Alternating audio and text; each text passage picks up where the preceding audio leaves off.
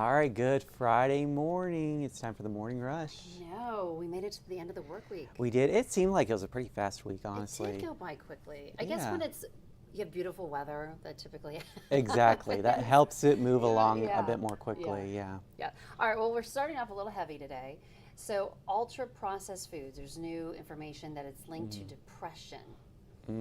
So, eating greater amounts of ultra-processed foods and drinks, especially those artificially sweetened drinks, there is a link between the development of depression. So I guess researchers looked at certain foods and that were made with, again, artificial ingredients, and it showed that there was a link there, which...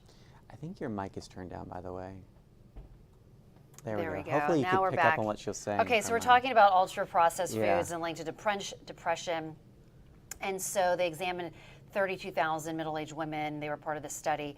And so, we know that they're bad for you anyway, but now there's like this link with depression, which is kind of something to think about, Yeah. Yeah. I mean, I will say, I enjoy, sometimes I like the French fries, but then I feel guilty about eating it later. Everything in that picture there looks amazing. I want to eat it, I know. But yeah, it's not good for you. Don't eat too much of it. Yeah, right. That's true. I guess everything in moderation. Everything in moderation. Right. So anyway, this next story, I love this story. So it's about this mom and found out that she thought she was terminally ill with cancer. And they found some tumors in her body. They removed it in her uterus, and then another one came back, and she was like, wow, that's it. I'm going to die. And so she's like, I'm going to go on one last road trip with my son so we can make memories. He's only 16 at the time. And just before, they were like, we're going to go on a road trip and say goodbye and see friends along the way and make some great memories with her son.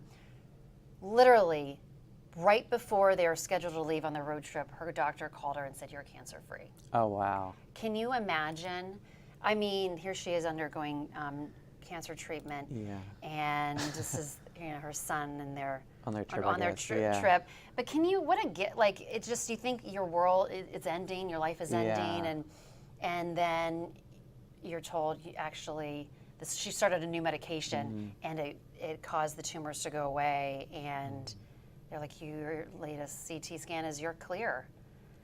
It really puts things into perspective. It does, doesn't it? And they still went on their trip. She's like, well, we're going to go on this trip anyway and make these memories. And so I just think it's a great story.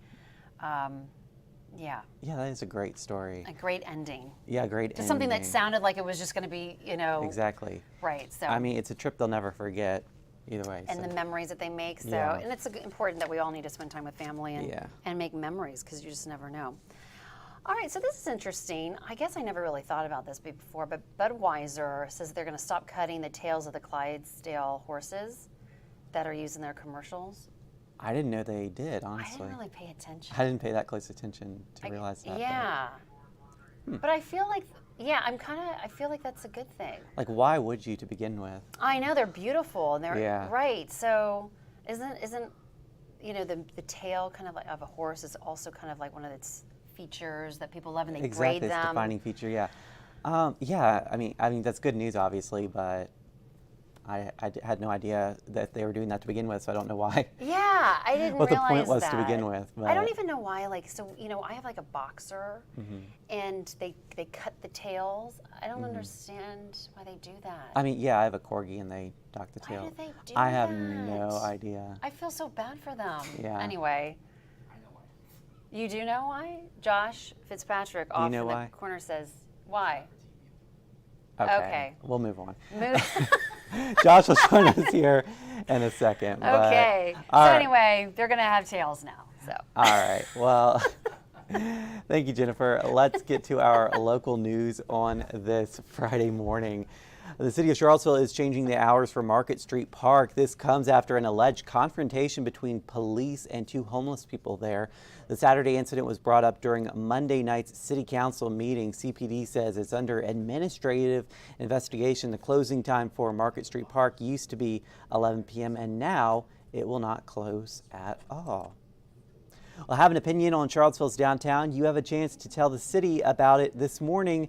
Friends of Seaville Downtown is hosting an event called How Do You Love Downtown? Organizers say the goal is to talk about what is going well and what needs to be improved on. There will also be a Q&A with new city manager Sam Sanders. The event is at Irving Theater inside the Code building, and we hear there will be breakfast served. Again, that starts in the next half hour.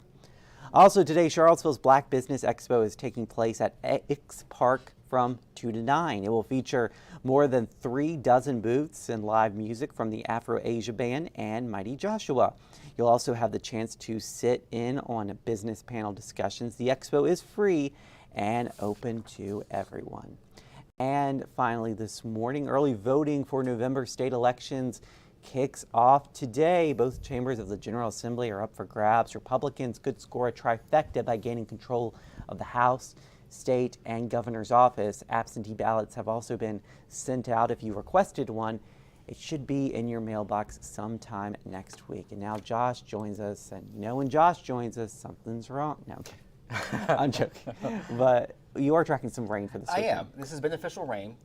We've been advertising for about a week now a system off the southeast coast that would likely form as a tropical system, a low pressure area, but the bottom line, it looks like now we're going to be dealing with Tropical Storm Ophelia. The latest from the National Hurricane Center says it has winds of 50 miles per hour. So why isn't it designated as a storm right now? Well, it's because it doesn't have what we call a closed center, a low pressure area. That's what we need to have a tropical storm, but that will likely change over the next several hours. Put a track on that. It'll make landfall as a tropical storm over eastern North Carolina, move into eastern Virginia as a tropical storm tomorrow afternoon, and then it looks like we'll see it really dissipate over the Chesapeake and Delmarva on Sunday.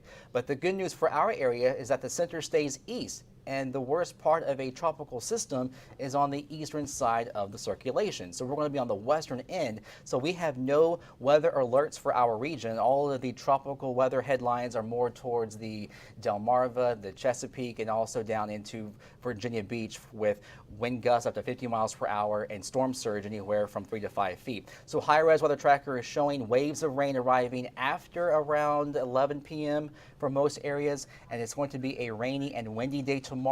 Most areas over central Virginia will pick up 2 to 4 inches of rain. We can handle that on this very dry ground. That would help to put a dent into this moderate to severe drought.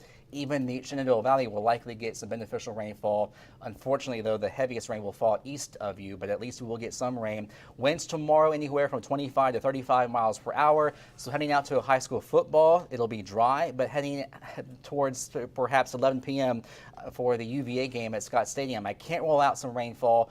So you want to take your poncho just in case, with temperatures in the 60s and radar updates anytime on the Storm Team 29 weather app, Jared. So I'm guessing it'll be more of a steady rain. There's not much of a flooding risk There could be some localized flooding, but the main flood threat is off to our east, more towards I-95, Hampton Roads, those areas. But for our area, it's beneficial rain, but it's not so great for your outdoor plans. So if you do plan on heading east to like the Richmond area, you know. Right. Those areas will likely have the strongest winds and the heaviest rainfall. Yeah, I'm just ready to just stay inside tomorrow. Yeah, tomorrow is a good indoor day. Wrapped up from all that chilly. And it's a great start to fall because it is. Yeah, autumn officially begins at 2:50 a.m. I have my alarm set. All right. Because I'll be here anyway tomorrow morning. All right, thank you, Josh. We'll see you again on NBC29 News at noon with the latest track on that storm and the latest local news and weather, sports, I guess. That's right. It's a big football night. Got a big football night tonight. All right, we'll see you then. Have a great Friday.